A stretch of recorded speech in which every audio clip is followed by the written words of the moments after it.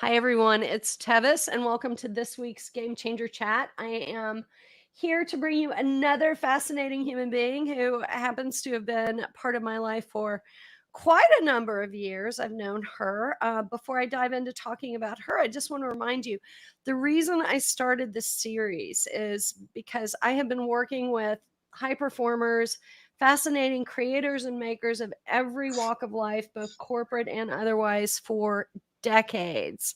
And as a fruit of all that work, I wrote a book called The Game Changer's Guide to Radical Success. Now, what really drives me is my burning conviction, my absolute resolve, and I will fall on the sword over this. I absolutely believe that the more true we are to ourselves, no matter what our venue, our field Mhm. of pursuit is professionally, the more true to ourselves we are along the way, the more successful that we will be. So, by sharing people's stories, and you guys know, for those of you who have come to a couple, I've had the founder of conscious capitalism, I've had an NYPD detective who is a meditator and hangs with the Dalai Lama. Like, I've had moguls, and I've had movie stars and rock stars. I've had all kinds of people. And one thing I love about all of them is no matter how easy it looks on the outside, every single one of them along the way has stayed true to themselves. So before I introduce Stephanie, even though you can admire her gorgeousness and see her bookstore behind her already, just a quick tech note. We are simulcasting across 4 platforms, and that means that sometimes the comments don't come through right when you make them. So if for any reason you want to make a comment and we don't see it, we both solemnly swear, Scout's honor, that we are going to circle back and look at all the platforms. Thank you, Stephanie. And see what you said. And we would love for you to say hi anyway. So without further ado, let me introduce the one and only Stephanie Culen, who is a yogini. When I met her, she was New York City's probably premier yoga teacher, which of course I was like, oh my God, I got to meet this woman, because I was a yoga teacher and I was all competitive about it and everything. But she had already transitioned from a career as a school teacher, and since then has continued to evolve her life. So I'm so excited to share her journey as well as what she's doing now, because it's really uncommon and remarkable. So, Stephanie, thank you so much for taking time. I know it's a busy week for you. Thank you. No, it's Well, such a pleasure, really. It's such a gift to spend some time with you and to just talk about the shared story and to be among all the beautiful guests that you've interviewed as well. So thank you for having me. well, thank you so much for being here. So I want to dive in the way I always do. And there's a reason I asked this question, and it's because a lot of times when we go into roll tape, right, when people are like, oh my God, I'm live, I'm in front of people, and this is going to live on the web for the rest of my life, right, blah, blah, blah.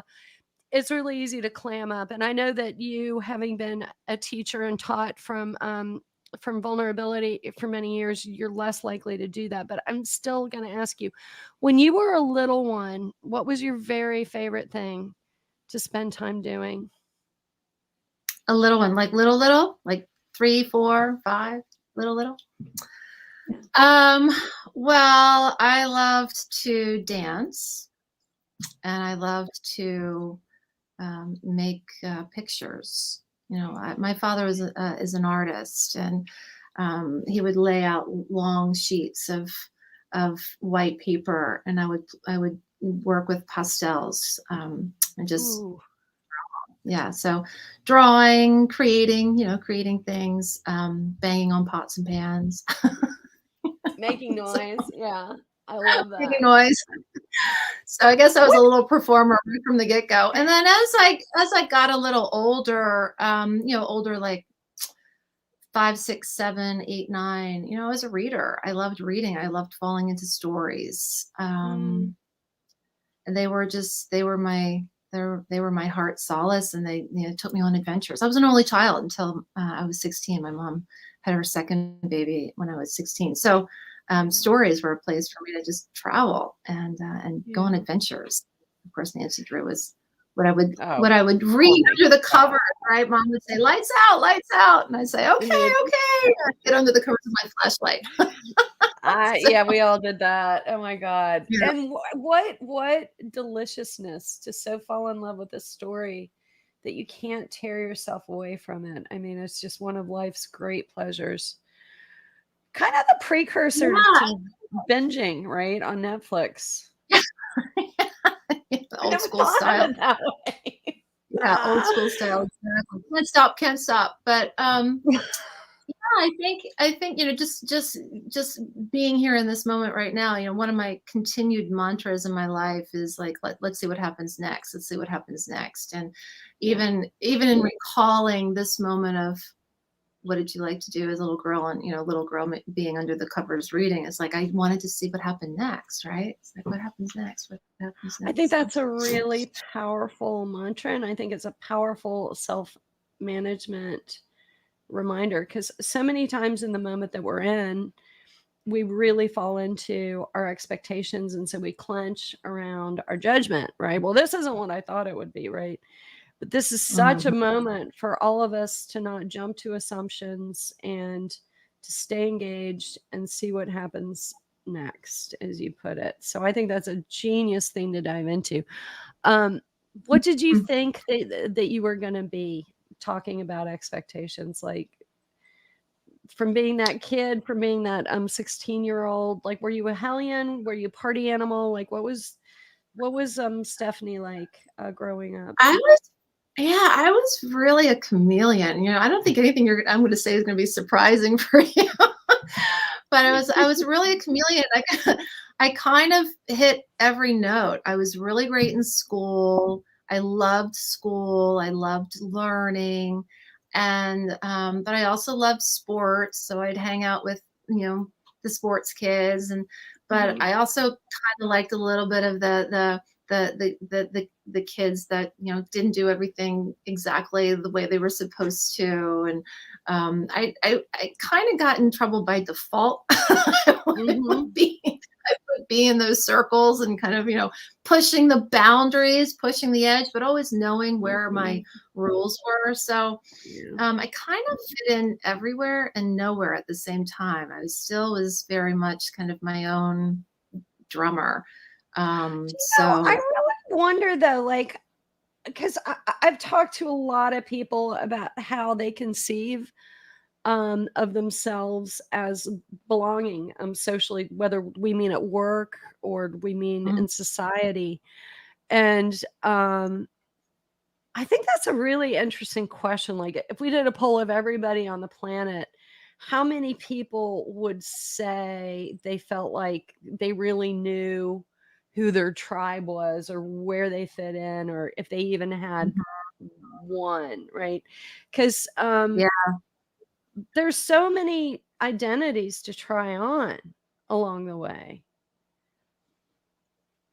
there are, especially when you're going through, preschool, school, high school, college. You're trying on a lot of different ideas, trying on a lot of different personas, if you will. But then there's this core that kind of follows you. There's this song that kind of keeps singing to you, right? Yeah.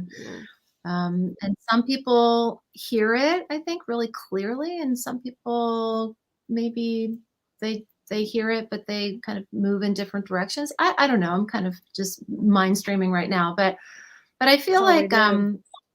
yeah, I feel like like there was a song that, and it still sings to me, and I study. As you know, I've studied a lot of different traditions, and my teacher, Kimberly Teresa Lafferty, I think that she put it really well, and it has stuck with me today. Is that that song that keeps singing to you, that you kind of keep hearing, that's taking you forward, and you're not really sure why, or what or who. It's she calls it your future self calling you forward, and I Oh, always that's loved cool. that idea because I think you touched on something earlier, and I don't know if we were live then or talking offline, but Chilling.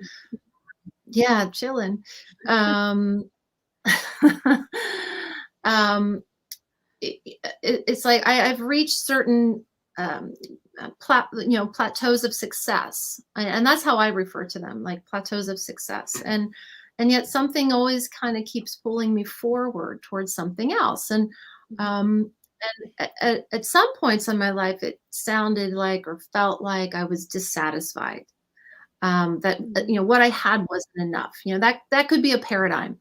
But for me, it wasn't that paradigm. For me, I was just like, I don't know. There's just that was good. This is good. I'm good. I'm happy. I feel fulfilled. I feel, like this is great. But there might be something else that could be inspiring for me. And so Mhm. um, that's that future self kind of calling you forth, calling you forth, calling you forth. And so I just always kind of followed that stream for myself. And and it hasn't ever failed me. Yeah. It's so I've seen you, and for those of you who don't know Stephanie, she was an elementary school teacher, right? Preschool? Preschool. Yeah, Preschool, yeah. Pre's, preschool. 4s, and 5s. So you were with the little ones and So, was drawn into the yoga world. Um, kind of thrust. well, yeah, plopped. I don't know. Right? Actually, yeah. Well, yoga had been a part of I'll kinda interrupt along the way if you don't mind. Yoga No, had no. been a part of my life since I was a child. Like, I was doing yoga since I was 10 years old. I was actually a Yeah. kind of a sick kid. I was misdiagnosed, as a young child. I had allergies, really bad allergies. Anyway, long story short, um, I had been practicing yoga, just hatha yoga and breathing exercises since I was a little girl. So yoga was just a part of my life. It just you get up, you make your bed, you brush your teeth, do your yoga. It was kind of like that. It's just part of my everyday existence. And so um, when I started studying, oh gosh, yeah, I think I was in grad school, and then I started really practicing Ashtanga pretty regularly, and that was a whole new world had opened up to me Mm, when I had this daily practice. And that was in my 20s, right, late 20s, after I kind of went through a dance phase where I was studying dance. And so movement has always been a very key component to my existence. And then when I was in grad school, I had started taking a hatha yoga course, teacher training course through the Himalayan mhm. Institute, just to for my own personal edification, just for my own Me too. personal development. I've been doing asana for so long, but I didn't really know theories, philosophy, the Ayurvedics. Like, I just wanted to know more. There's that curiosity Mm, streak coming through for me. And one of the teachers there basically was like, "You need to teach yoga." And I was like, "Oh, yeah. no, no, no. I don't want to teach yoga. I don't want to teach yoga. No, I'm a school teacher. I'm studying to be a school teacher." Right. And then he just kind of tricked me into teaching yoga one day. And I was like, "Oh, I need to be a yoga teacher. Oh, I okay. I need to get be it. a yoga Like, teacher. Well, okay." Because the core of everything was like, I want to help people. I want to help people. I want yeah. to serve people. How can I share with people what what has benefited me in so many ways, and how can that be of service to other people? And so once that bug kind of hit, I was like, oh, okay. And then Wow. I just started adding that on to what I was doing in preschool teaching. And then 9/11 hit, and then boom, that's what I mean, thrust. That Yeah. once 9/11 hit in New York City, everything changed for a lot of Everything becomes people, clear. obviously. Yeah. And Yeah. yoga It's was just it's yoga, so as we like all know, was like wildflowers, and everybody needed teachers. And so that's really like when that part of my career really took off. well, what's so beautiful, I think, about the various examples that you're bringing up is we're in a moment of destruction of systems and decay, right? And we know by studying history or by studying philosophy, if your spiritual path is Christianity or whatever you come from, right? Almost every tradition has a lot of wisdom about when things fall apart is when newness, when you really know who Hmm. you are, like when you are driven to your knees and you cannot hold on to any assumptions, right? You really learn who you are. And what's interesting is I actually believe that those are the moments that it is the easiest to hear our song, right? Because we're not seduced by the illusion of certainty, right? We know that Mhm. all we have is this life force that moves through us and whatever the hell we do with it along the way. You listening to your song along the way has included becoming a financial advisor. You were a trader, a day trader for a Oh, while, weren't you? I don't know. I tried this and I know what I'm good at, and I am not good at that. Yeah, But no, this is that so I cool. tried it. Girl, see, but I think this is so cool because you are willing to step outside, Oh, right, of yeah. your talent remit and say, "What the hell? I'm gonna give this a try." Like, you were studying it at one point, and I was like, Yeah, yeah, "Damn, it's true. girl, that's some yoga." You wanna talk about flexibility, strength, and steadiness? That's some yoga. Uh, So, yeah. yeah, New York City girl, so pivot fairly drastically, right? Something made you decide to change your life, and I'm assuming it goes back to this idea, this is good, this is good. I know a lot of us have moments of looking at our lives and saying, "You know what, everything's good, but something is nudging me onward," right? And you nudged onward all the way across the country, and moved to California. Tell us about that. All right, it's a big one. It's a big story. We got 14 Um, minutes.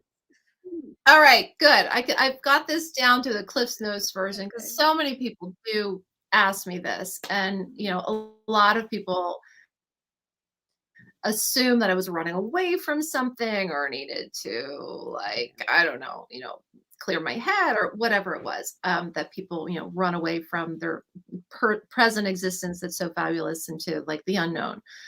And I call it the mirror moment. I had a mirror moment, and it's it was a process. It didn't just happen overnight.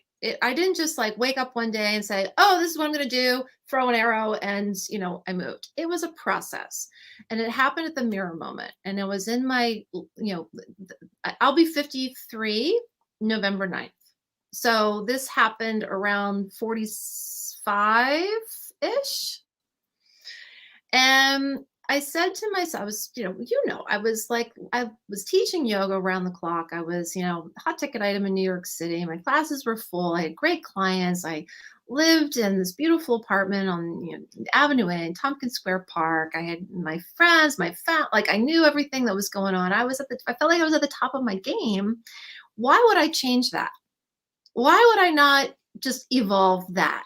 And that was a mirror moment question. So the mirror moment question is, Stephanie, and I literally looked at myself in the mirror and I literally talked to myself because this is what I do.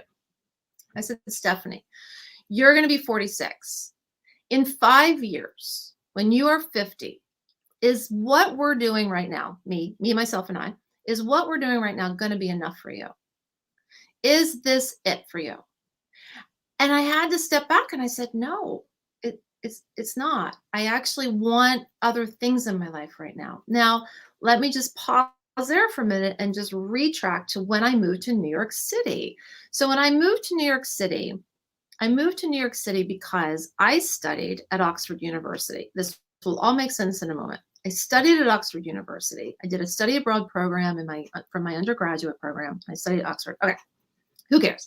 The point is, I loved visiting London, and I loved the city lifestyle. I loved walking. I loved the culture. I loved the bohemian kind of style of, getting fresh food. And I have this very, very romantic vision of things. And Oxford has that tendency because it's so romantic. It's a beautiful city in England. And so here I am in college, and I said to myself, I wanted to move to a cultural city by the time I was 25 and live a European lifestyle. And I had 3 options in my head. I had San Francisco, Chicago, and New York City. And I went to all 3 of those places over a course of a couple of years and ended up feeling like New York City was the closest thing to London that I could feel. And that's where I wanted to move when I was, I wanted to turn 25 in New York City. Well, I forgot about that after I came back from Oxford and I finished my year, and then I moved to DC. I mean, I moved home to Maryland and got a job, and you just kind of you sometimes your ultimate reality and your relative reality, sometimes they're Yep. together and sometimes they're apart, and then they come back together. Well, my ultimate reality was like, I'm going to turn 25 in New York City. Then my relative reality was like, okay, I got to graduate from college and get a job and see what happens next. Well, I did move to New York City when I was 24 years old. And my intention of living there was to have this bohemian lifestyle, to have culture and to walk and to experience all new people. And I did all that. I did that and more over the course of, those 20 years. And so I didn't go there to make $1 million. I didn't go there to be famous. I didn't go there to, write a Broadway play. I mean, I didn't go there to do a lot of these, the big things that people go there to do. I just wanted to have this really kind of fun lifestyle. Well, I did. So then flash forward again to the mirror moment. It's like, well, I kind of did what I intended to do here. So what do you want to do for the next half? Oh my God. And Can I just quickly time out? I think that's part of the genius, because the you that dreamed of New York City was what, 21? Or having yeah, this 21, bohemian, 2021. Yeah. like, isn't it amazing that some people have one dream, and once they accomplish it, they don't start to say, "Well, wait a minute, that was the dream of a 21-year-old. What's the dream of my 53-year-old or 52-year-old, Right. right? Or whatever, or 45-year-old or 500-year-old, right?" And I think that Yeah. that calls for a really active dialogue with Mm. yourself that goes back to your first question, what next? What happens next? What happens next? Mhm. So it's really gorgeous. Yeah, and that's Part that of song of, like, Yeah. your future self calling you for it, right? Your future self, you're always evolving. It's like what we ate when we were 3 years old isn't what we eat when we're 7, isn't what we eat when we're Yeah. 10, isn't what we eat when we're 12. Like, we're constantly evolving as human beings. We're, Amazing. human evolutions. And so, like, you're not gonna wear the same things, you're not gonna eat the same things, you might not live in the same place. It's like, so if you can Yeah. keep up with your own evolution in a way, then you can continue um to really live your fullest life, I think. Well, um one of the things we were playing around with before we came live is, I said, it's the inspiring thing about your choices, to me, has been you have never let your success at one thing stop you from trying another thing, mm, right? Like mhm. sometimes, and believe me, a lot of people, we figure out what we're good at and we're like, this is great. Why would I mess up a good thing? I get the kudos for it. I get the money. I get the props, whatever, right? I get the social circle for it, whatever it is that we get by virtue of what we figure out that we're good at. And what I think is really fascinating about you is you have continued to ask, what happens next? So much so that you became a sommelier. Hello. I did. Good thing I didn't know what I was getting myself into. I probably would never have done it. So, part of the part of the beauty in a way is that I kind of I see a future, and I do a little. There's two things that I do, actually. I'm going to give like some practical, like Awesome. like it's not random. It's not random. Like, I kind of go to the worst case scenario. Like, I'll have a big dream, like I call it big mind, and I'll go into that big mind, and I'll go to the Mhm. without the dialoguing of, like, back and forth. I just go, okay, let's just imagine that that's possible, because it's possible. I'm dreaming it, right? Okay. And then I'll go, that's that ultimate reality space. And then I'll kind of break it down. I'll go, okay, let's just break it down a little bit. Worst case scenario. What's my worst case scenario? And if the worst case scenario of the end result that I'm trying to get to is manageable for me, like, I can manage that. I can manage that. Mhm. I can manage the worst case scenario. Then I go, then let's see what happens next. And I'll Yeah. I'll start plotting out the course. slowly, slowly, one step in front of the other. And yes, there are obstacles for sure. But if those All of us. obstacles Yeah. are, yeah, but if those obstacles still are doable, I go, okay, I'm going to keep going until like there's a big roadblock. And once there's a big roadblock, then I'll ask the question, Is it am I worth on it? the right, am I really Yeah. on the right path? Right. Yeah. And then sometimes there's a little bit of a rerouting. Right. So, Yeah. I mean, Hero's rerouting. journey, So, right?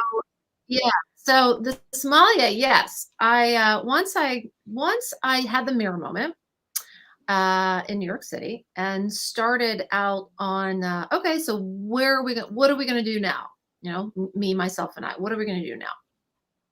And I traveled all around to different places over the course of a couple of years because you had asked me how I ended up here.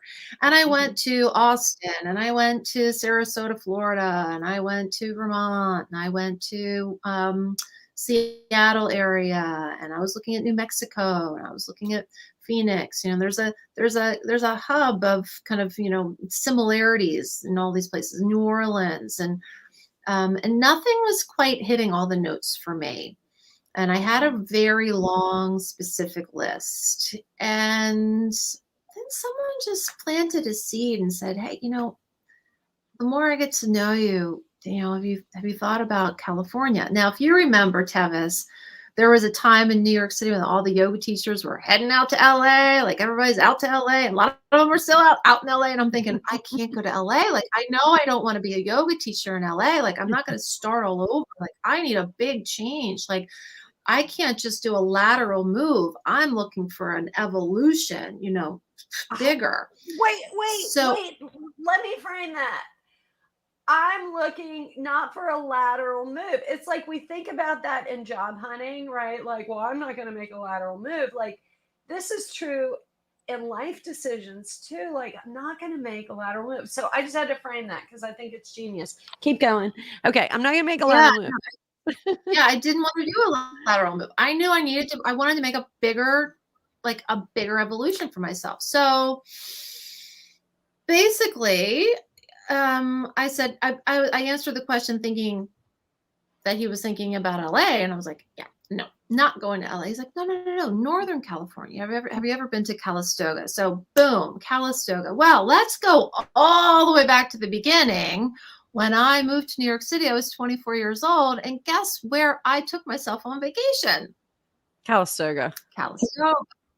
And it was the most memorable vacation that I still have to date. It was just magical. I absolutely loved it. The food, the energy, the mud baths, the mountains, the ocean. I just loved it. But I just moved to New York City. So I'm not thinking Calistoga, you know, I'm not thinking Northern California for me.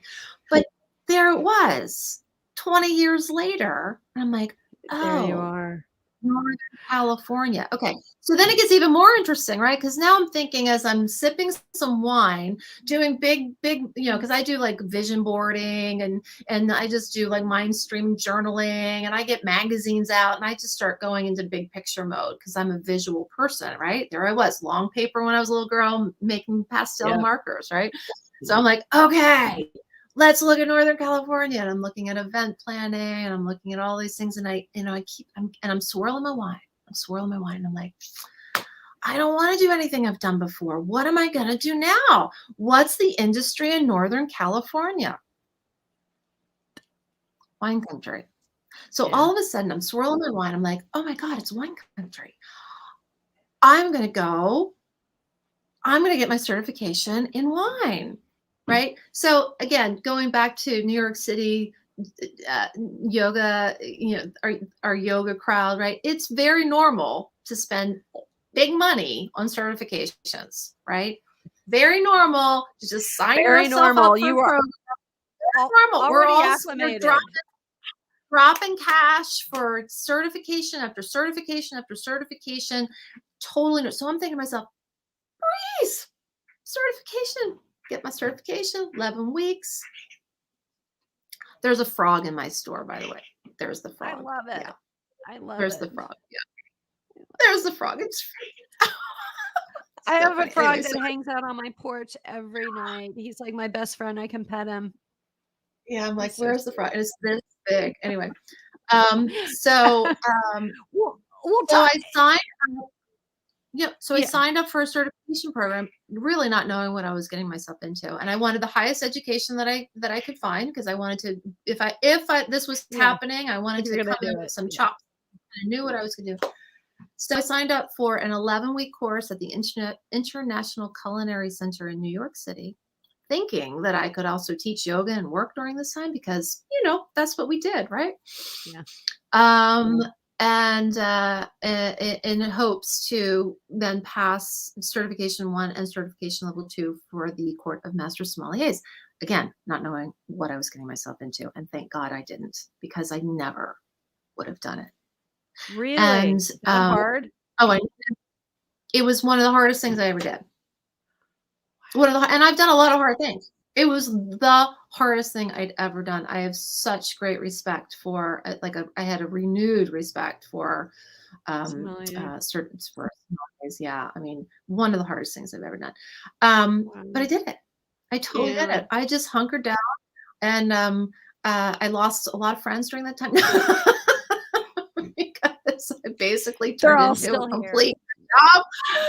If you've No, ever they're all watched the movie still Somm, it happens. Like, everybody's like, "Wow, I was studying no car." You turn into like a wild, like, yeah. brain child. I don't know. Well, And then during that time, I was like, "Okay, I'm going."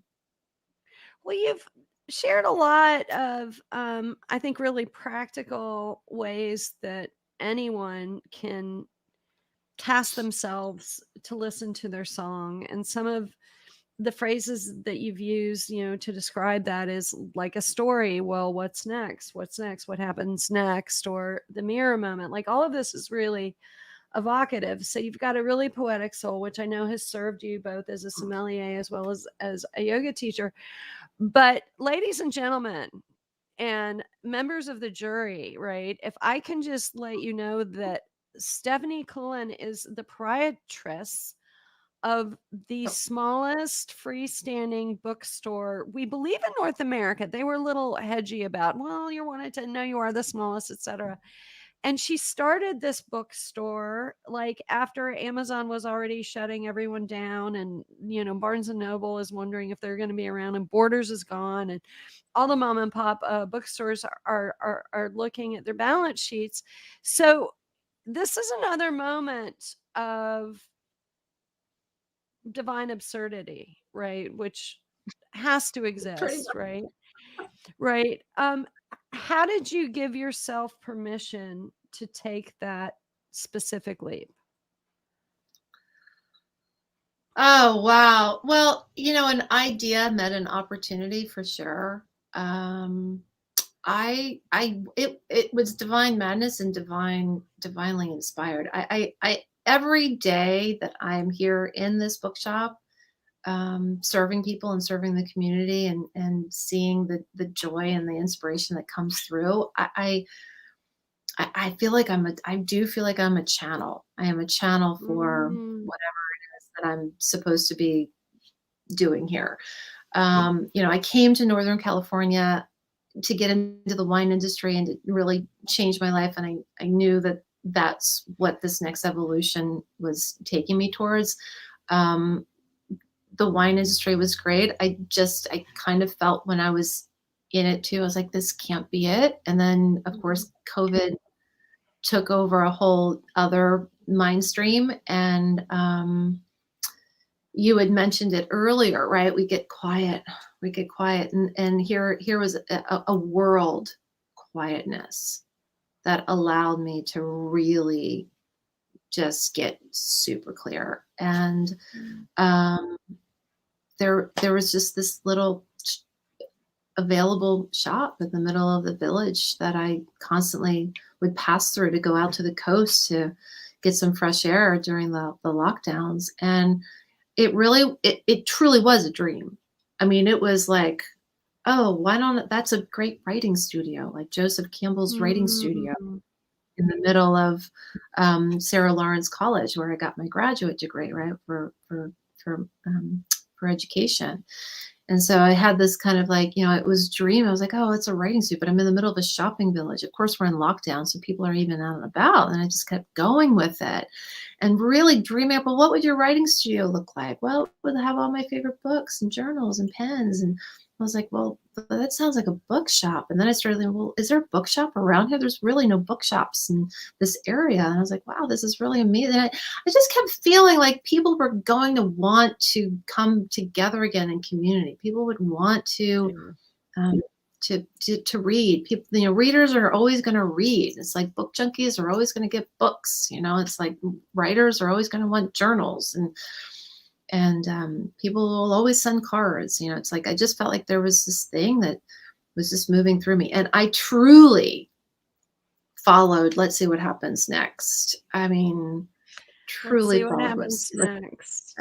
And what happens with that mantra is a couple things, right? Because you stay proactive in your co-creative process, Yeah. but you also aren't really attached to any like thing. You can be fluid. You can be like, all right, well, this is what, okay. You can kind of, you're not being driven and you're not driving. It's this combination of oscillating between the two. You're writing your Yeah, kind of, yeah. exactly. Yeah. So, and every day I learned something new. I've been in retail all my life. I mean, I started retail back in my 20s, and maybe even actually earlier. My first job was at Sail and Ski in Arnold, Maryland, where I Sail and Ski. That was my first job. Actually, technically, that wasn't my first job. My first job was ironing shirts, and then I moved into some. But anyway, we do digress. But girl, you've come a long way, baby.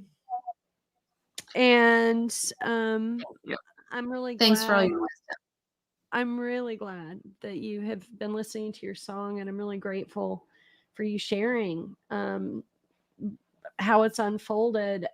To me, I'm just, every time I engage with someone, and I do this when I'm not live streaming, like I love to dive into people's lives, and it just, every life brings so much wisdom and so much inspiration. And so thank you for sharing yours. If you guys want to find Steph, she is findable at Poets Corner in Duncan Mills, California. That is why her Wi-Fi isn't great, because it's in the middle of nowhere in California, and it's kind of lovely that it's not great, but she's gorgeous. You can look her up and find out all about her. I want to tell you guys, I continue to teach a mastermind based on my book, and I'm thinking about adding another one this fall. So if you're thinking, with all this great resignation stuff, I actually believe that we are not resigning. We are signing up for life, and we are signing up for wholeness. And that's really what Game Change is about. And you don't have to quit your job to sign up for life. So if you're curious about that, pop me an email, or you know how to find me. I'm freaking everywhere. But I think that's it. I've got a great guest coming next week.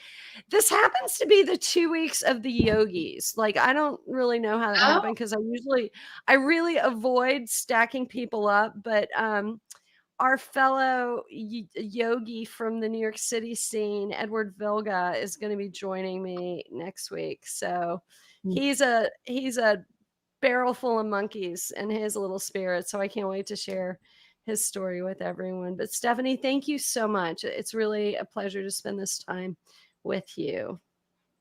Likewise. Thanks for having me, Tevis. It's always a joy, really. Thank you for listening and sharing.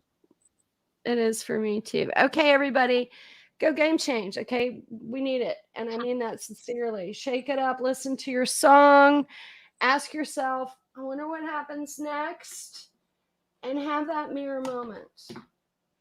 What's going to happen? Do I want this in another 10, 20 years? Dream a new dream. Right? Anyway, bye, everybody. Bye.